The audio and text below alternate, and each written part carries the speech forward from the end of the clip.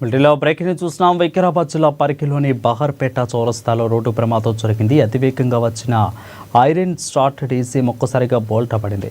ఇక ఫుట్పాత్ పై ఉన్న బైకులు, ఆటోలపై డీసీఎం బోల్తా కొట్టింది. దీంతో డీసీఎంలోని స్క్రాప్ వస్తువులు చల్లచెదురుగా పడిపోయాయి.